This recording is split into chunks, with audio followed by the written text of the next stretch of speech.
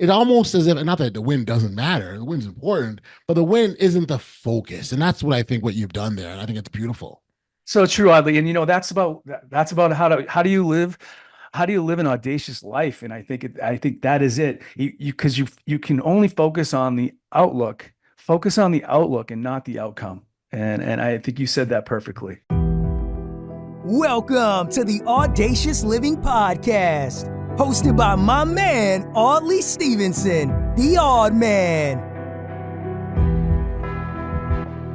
Greetings and salutations. Welcome to the Audacious Living Podcast, where our goal is to help you live your best, audacious life ever. It's always a pleasure to be here sharing insights and inspiration with you, and I truly appreciate you taking time out of your day to join us on this journey of self-discovery and empowerment. Together, we'll explore the tools and strategies that can help you embrace your uniqueness and unlock your full potential. Now, imagine your life as a garden, where each aspect of your personal growth is a vital seed. Confidence building is the rich soil that nurtures those seeds, allowing them to take root. Positive self-talk is the sunlight illuminating your path and enabling you to see the beauty in every situation. Goal setting acts as a gardener's plan, guiding the direction of growth and ensuring every plant reaches its fullest potential, while gratitude practice is the gentle rain, nourishing those seeds and helping them flourish even when times are tough. Kindness and passion can serve as the bees that pollinate, spreading positivity and connection throughout the garden. And then finally, asking for help represents the gardener's tools, essential for overcoming obstacles and nurturing growth. Just as a gardener tends to their plants, we must cultivate our lives with intention and care. Today, we'll be thrilled to be joined by Ed Gerety to the podcast to talk about some of these concepts. With over 32 years of experience, Ed is a renowned speaker, author, and leadership trainer who has inspired countless individuals in middle schools, high schools, as well as businesses. He focuses on helping people navigate their way to a life they love, emphasizing the importance of confidence, resilience, and kindness. Ed's expertise in confidence building, positive self-talk, and the power of gratitude aligns perfectly with our discussion today. His insights serve as a roadmap for listeners looking to cultivate an audacious life and face challenges with strength and compassion. It really is a delightful conversation I'm certain you'll enjoy. So without any further ado, let's turn to our chat with Ed. Take care.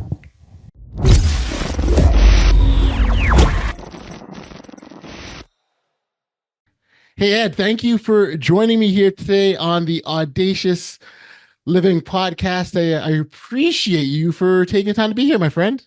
Thank you, Audley. I'm excited to be here and spend some time with you and with your listeners. No, I listen. I oftentimes say the opportunity to engage in dialogue that potentially can help individuals, chart a trajectory for a better life is. I think it's a blessing to be a part of those sorts of conversations, and so I appreciate you helping me fulfill my own personal mission, because I do think it's something that I enjoy doing. I love doing, and so on that note, we spend so much time on this podcast encouraging individuals to have this thing that we call this best audacious life. And what's really key with that is that the life I live, because we're all on our own individual path. It's my pathway, and what I do fits for me versus what Sally may do for herself or Tom might do for himself. So it's all different. I think the point is that regardless the path that we're on, that we still take that first step. And sometimes we're not sure, because we don't see where it's going to lead to. So we're uncertain. We got to take a chance, the risk, and that's where the boldness and courageousness comes in. And so that's why we're really excited to have these conversations. Maybe as a starting point, Ed, if I can get you to introduce yourself to our audience, tell them a little bit about the work that you do and what's got you up to the point that you're at now. Sure, Audley. For the last 32 years now, it's been over 3 decades, I've had the great privilege and opportunity to work with middle schools and high schools, colleges, teachers, educators, and business leaders, talking about how do we navigate our way to a life that we love? How do we embrace change? How do we stay resilient? And to your point, how do you live an extraordinary life? How do you live audaciously? And so that's kind of been my whole journey for the last 3 decades, is talking about how do you do that. And I know it's one of the things that you talk about a lot. And I think it's essential. If you're going to live an audacious life, it has to start with your confidence. And I think confidence is something that everybody that has challenges with. Doesn't matter your age. It's not a one-time thing, confidence. It has to be something that you have to continue to work on and build up every day. And so I would love to talk to you more about that specific Yeah. area. I think it's such an important point. If you're going to live an audacious life, then you need to continue to build your confidence. And so how does that start? How do you keep building up your confidence? And I think one of the keys to that is we need to be really aware of how are we talking to ourselves, the importance of that positive self-talk. Sure. Because our words do create a reality. We've heard this statement so many times, you have 60 to 70,000 thoughts a day. And the challenge is that we have usually this majority of the same thoughts we had the day before and the day before that. And oftentimes those thoughts aren't positive, they're negative. So I think we really need to be aware of the positive self-talk that we're using on ourselves. It's funny as you talk about the self-talk. I mean, and we all do it, right? Where we'll make a mistake and, oh, I was so dumb, and, oh, why'd I do that? I messed up. But those little things do matter. Like what we're doing is we're chipping away at our confidence. Every time that we speak or refer to ourselves that way. It's funny. When I was a kid, I was a real big fan of Batman. Batman was my guy, right? And I always remember this. There was this one episode where the bad guy, the villain, was a Scarecrow. Scarecrow was a villain, and he was invading people's dreams and doing all these crazy things in their head and was really kind of this nefarious sort of thing he had going on. And he targeted Bruce Wayne, of course, is an alter ego of Batman, right? And he targeted Bruce Wayne, and so somehow he got in his dreams, but somehow Bruce Wayne was able to overtake him and win, and he was a hero of the story. And so afterwards, they were having this debrief, and they're like, how did you do it? And how did he got in your head, Bruce, and whatever. And he said, yeah, in my head, I'm Batman. I'm not Bruce Wayne, right? So in his head, I'm this unstoppable guy, this Batman, which I can overcome whatever. And it's similar to what we're talking about here is what you think about yourself matters. And it makes a difference. And if you think that you're this unstoppable superhero, then nothing's going to hold you back. And it's totally how you frame it, because if you want to really see how people can frame it, you can look at successful athletes, because when you listen to successful athletes after a challenging game where they didn't perform as well as they wanted to do, you could do Tiger Woods would be a great example.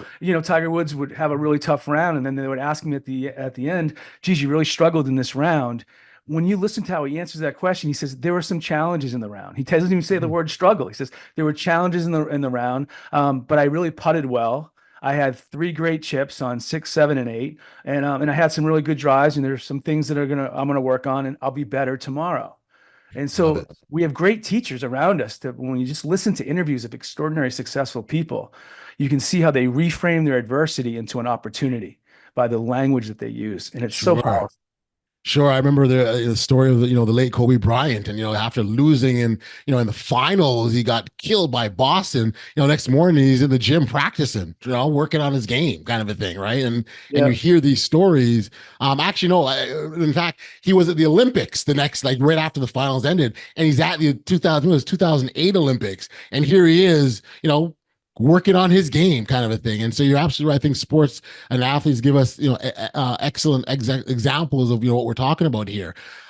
Curious, Ed, how did you land on this for yourself? Is it, how did this become your mission for you?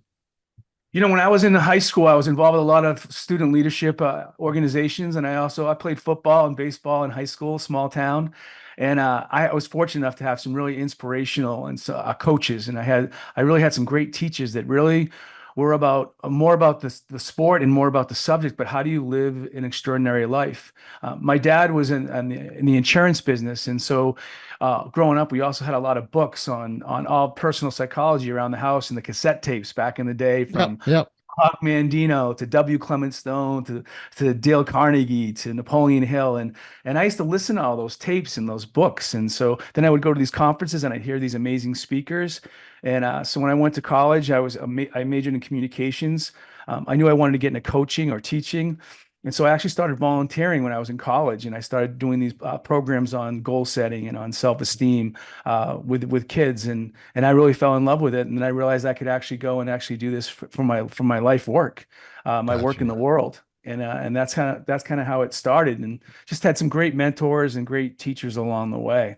I think that's another important thing as you build your confidence is it's not just positive self-talk, but it's also one of the ways you build your self-confidence too is by who are you surrounding yourself with, and Yeah. who you're, who when you have the choice to do so, are you surrounding yourself with positive people? I'm not talking about toxic positivity, but I'm talking about people No. that have a listening for your greatness, Mhm. that are able to help you navigate the challenges that we all face in life. So in addition to positive self-talk, surrounding yourself with the right kind of people, finding the Okay. right mentors and teachers also play a big role in how we continue to build our confidence. Got you.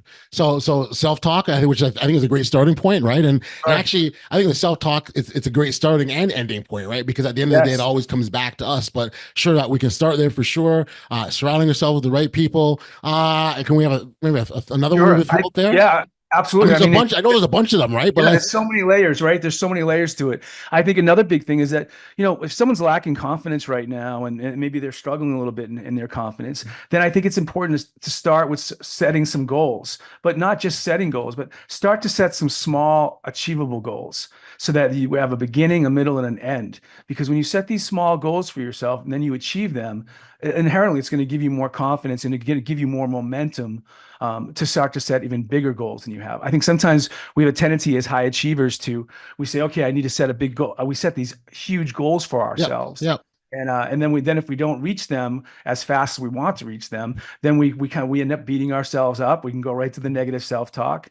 I think also by setting those smaller goals in the beginning, if you're continuing to develop your confidence and build it up, when you set those goals and you start to celebrate the effort in achieving those goals and have it not just be about the achieving the goal itself, to focus more on the effort than just the result of the goal. I think sometimes as achievers we have a tendency that it's we're not succeeding, we're not achieving unless we achieve the ultimate goal. And I think sometimes I just think that one of the ways that we can build our confidence is to celebrate the progress along the way.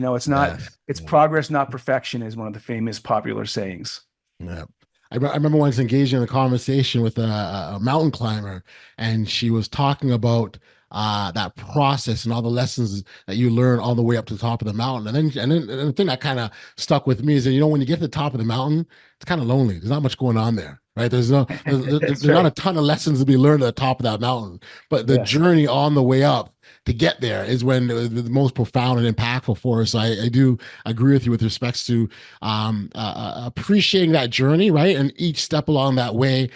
And the thing is, Ed, it's really easy to sort of take it for granted. Like, we do it in life all the time, right? Something happens our way, some obstacle, some challenge, whatever. We nail it, we get through it, we move on, right? We don't stop. We don't always stop and go, yo, that thing I did was pretty freaking awesome. Like, it was pretty remarkable that I got through this, and look what was able to get me. And we don't oftentimes, not that we don't, but we don't do it enough, I think, because these are the things going back to the confidence.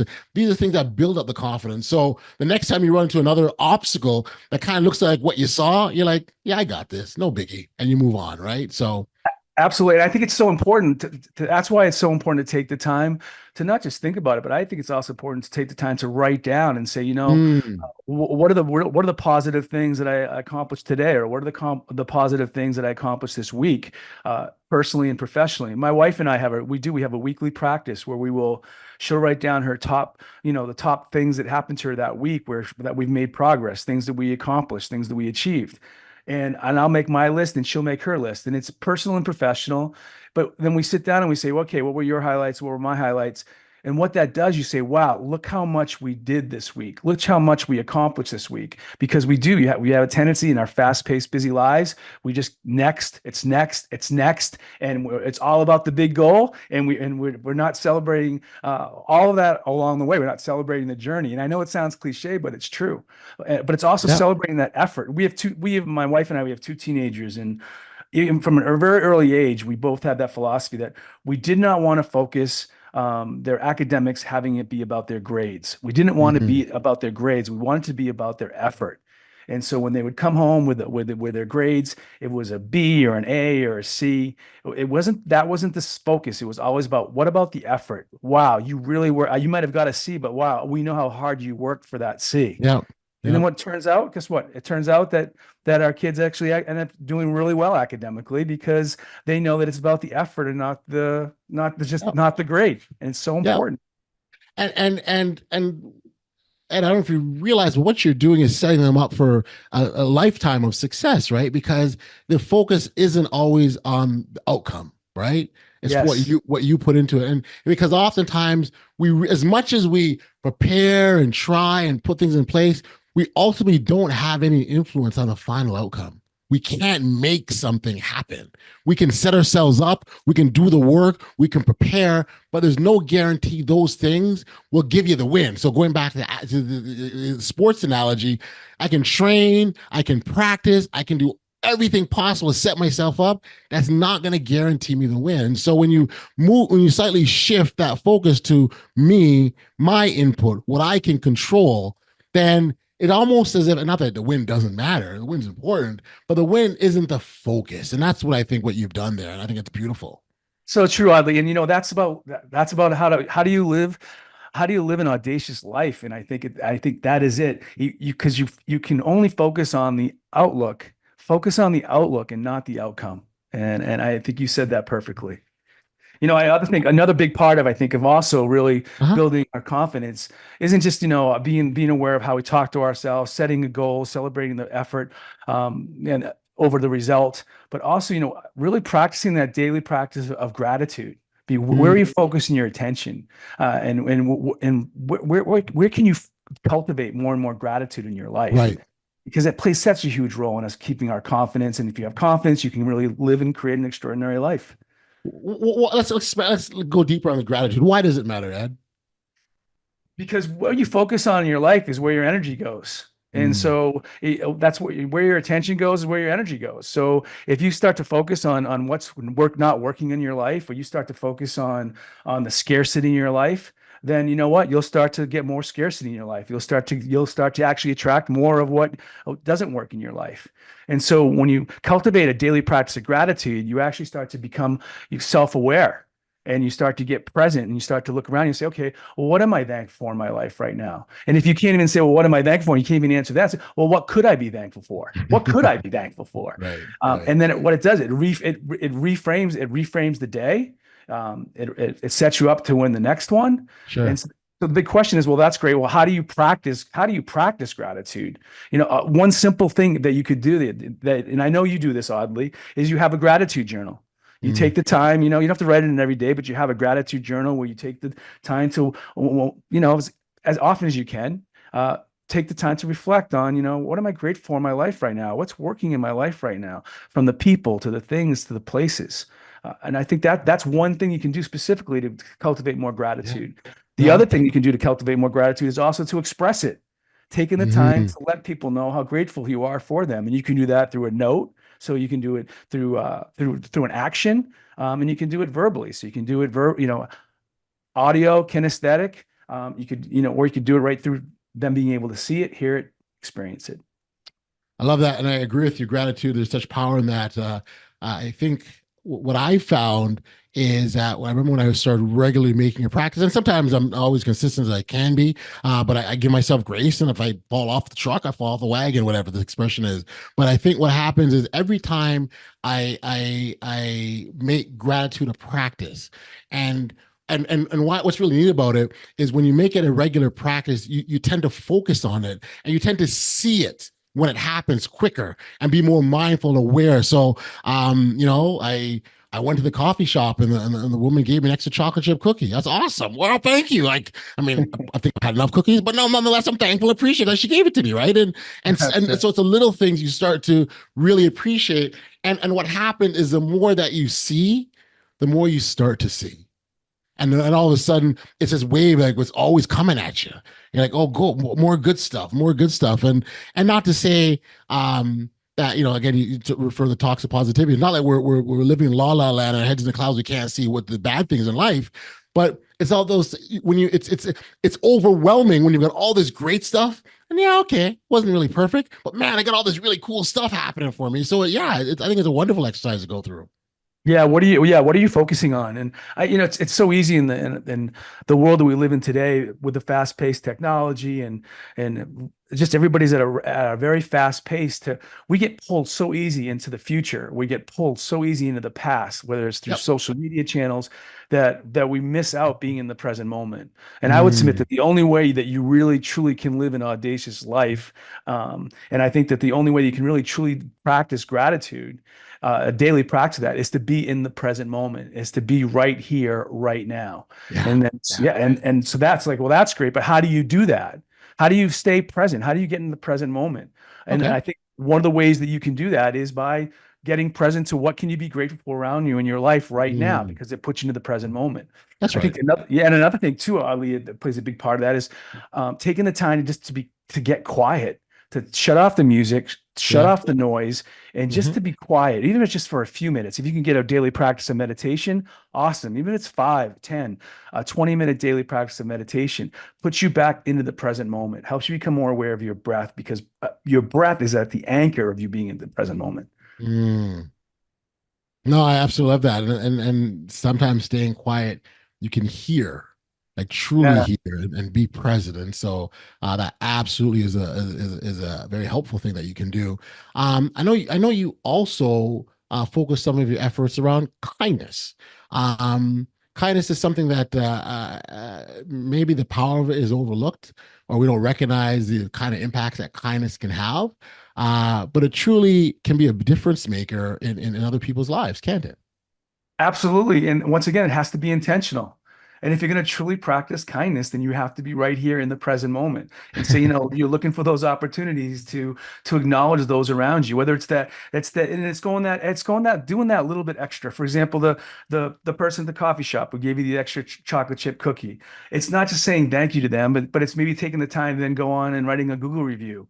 And mentioning their name specifically, because you know that a lot of these stores and restaurants, if their name gets mentioned in a Google review, then sometimes they get rewarded by, some time off or even some Sure, bonuses.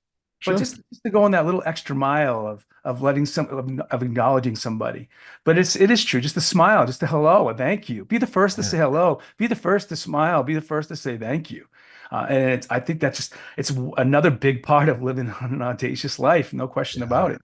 yeah. The A word acknowledgement, I think, is a really, really big one. It's funny. I can actually remember when I consciously said, no, I'm going to every opportunity I possibly can, and I don't knock it out of the park all the time, but every time I can, I take a moment to say, hey, you know what, man, that thing that you did, I really appreciate that. I want you to know that I saw that and it was really cool, and I thought it was great. And it's funny, and I've experienced this, but it's funny when you're, and this ties into sort of living authentically and being real. So I have found that, when someone will come to me and say, hey, Audley, that time you did this thing for me, I really, really appreciate it. And I'll tell you, Ed, it's happened time and time again. I've looked at them and not had any idea what they were talking about. Like Uh, what I did, what, right? And what that says to me is that I was living authentically in the moment. I was just being myself. So I wasn't putting any thought into, let me do this thing that's going to impact Ed's life and it's be a big thing he's going to be appreciative of. Right. I was sure. just acting out of, hey, this is kind of what I do. And so when someone will say, hey, you did this for me, and I don't remember, that's because I wasn't really thinking. I was acting on autopilot, so to speak. And I like when I'm in that state of mind because I'm not thinking about anything else but trying to be in the moment for that person. And so kindness certainly does have an impact because you don't even know after that instant, after that moment, whether it be days, months, years later, how it'll impact the individual, what they reflect on and what they remember, or how they turn around and help others in their lives. It's such a great point, Audley, because when you really practice kindness, Mm-hmm. you're just in the moment of it. And when you're truly practicing kindness, you're practicing that kindness from your heart. You're leading Mm-hmm. from your heart. And whenever you lead from your heart, whenever you do that, you can't help but live an authentic life Yeah, because yeah, you're at a higher vibration. And people sense it all around you because you're leading your life with an open heart. yeah. And people sense that, they know that. And so there isn't there any false ulterior motions about why you're doing what you're doing. It's just you're leading with your heart, Yeah. and so important. I remember for years I used to be an usher. It's called the Scotiabank Arena now, where the Toronto Raptors play, where I'm from. And I went there just because I wanted to watch basketball. And like, how do you get close to the game that you love? You go work for the building and watch it that way. And so that's what I did. And I remember maybe a couple of years ago. I'd probably worked there about 15 years. I had a good stretch there, and for sure enjoyed my time there. And I remember a few years after I had left, I just got this anonymous message from, well, it's anonymous. So the person, I didn't recognize the person. It was on social media, and they said, "Hey, how you doing?" And, "Oh my God, it's nice to see you again. Nice to connect with you this way." I'm like, "Hey, great. Don't know who you are, but hi, nice to see you." And and the conference, and so we started engaging in this conversation. She was saying, "I remember you used to work at the Air Canada Center," and I'm like, "Oh, cool! Like that's awesome." And so we're having to talk about that, and then she started to comment on something I had done that really enhanced the experience and how appreciative it was, and she's never forgotten that.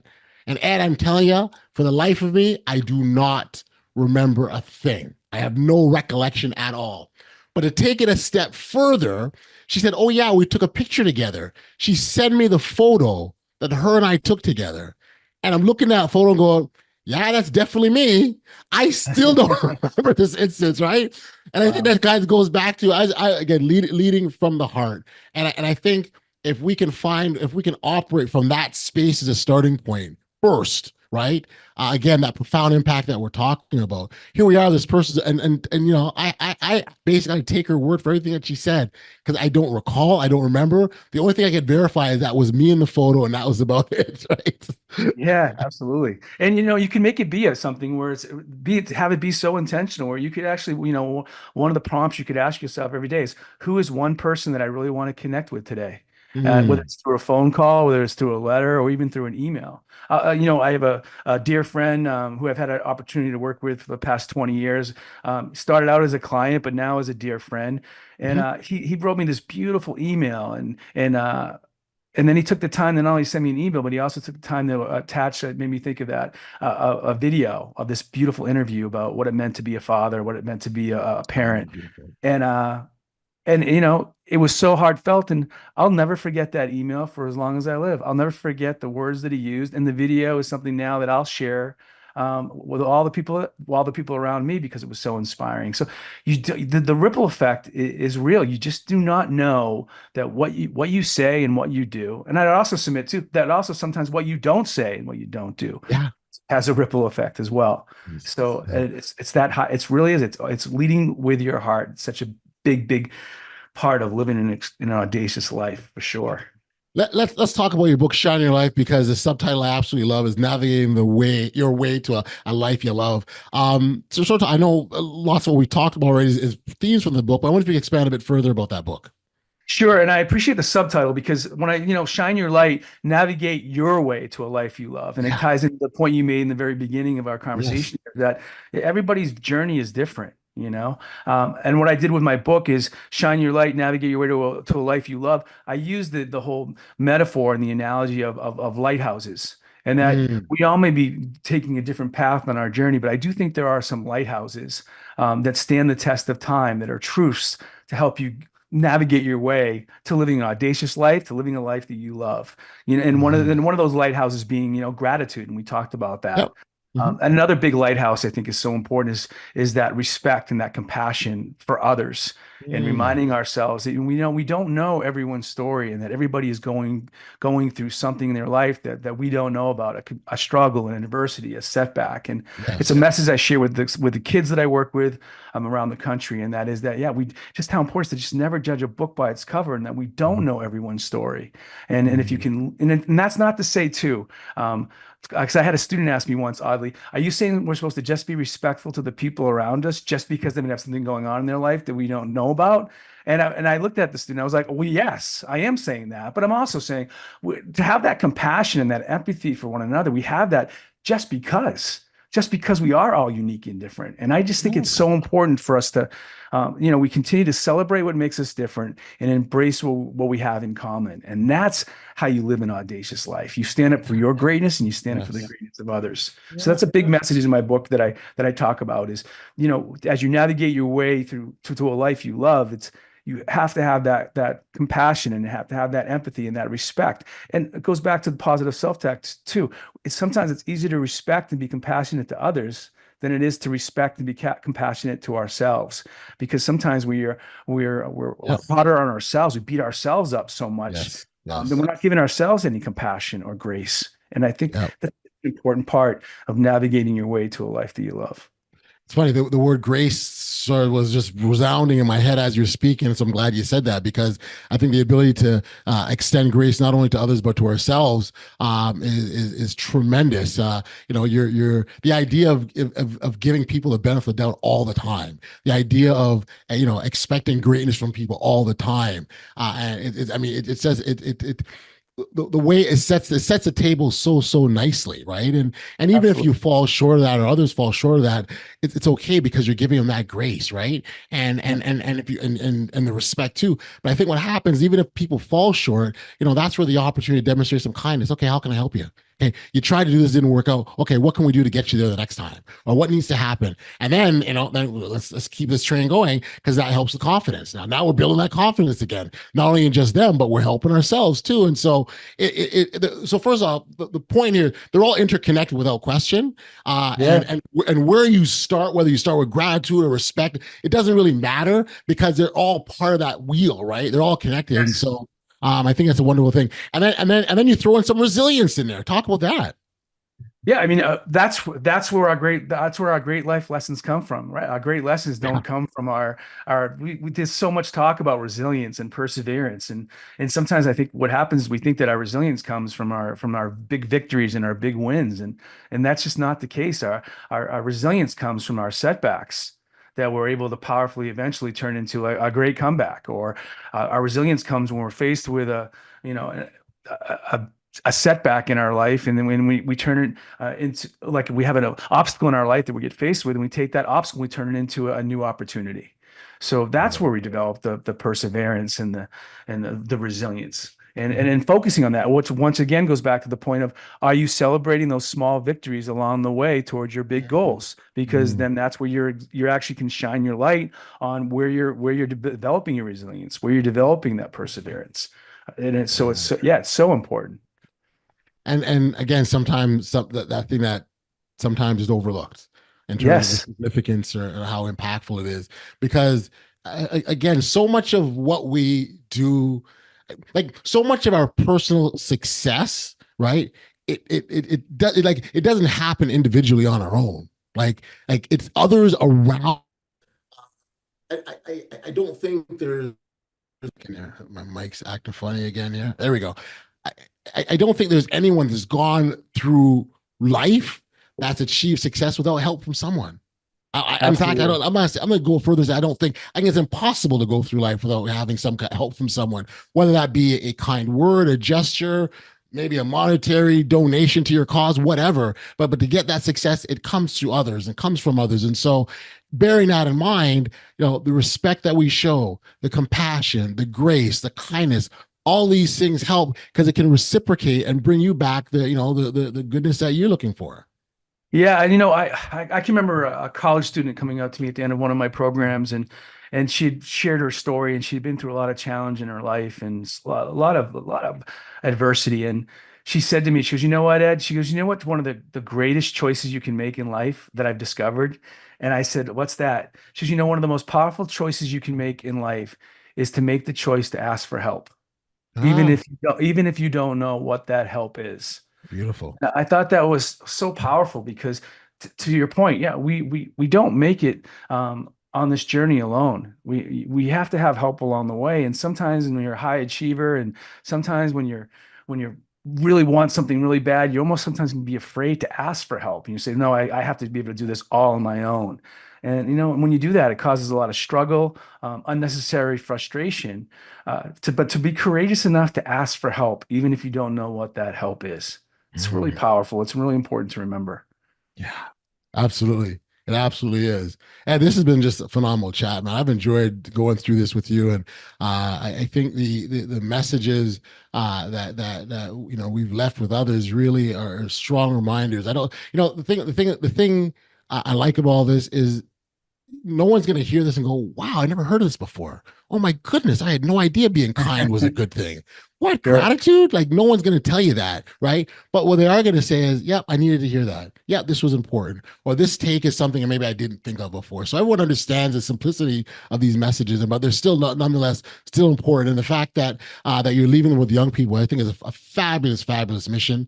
It starts with them and starting at a young age to be able to recognize, identify, and realize how important these concepts are. Absolutely, Audley, without a doubt. Yeah. For listeners who wanted to connect with you to learn more about your work, where can we send them? Sure, Audley. Yep, you can check out my work at my website, which is edgerety.com. It's EDGERETY, edgerety.com, and you can get information about my books there and my keynote speaking and leadership training. Very cool. Very cool. Look, and I've appreciated the time with you. Sincerely do mean that. This has been fantastic. Thank you for the insights. Congratulations on the great work. And thank you for being a guest on the Audacious Living Podcast. Thank you, Audley. And thank you for the great work that you're doing in the world, making a difference. Thanks.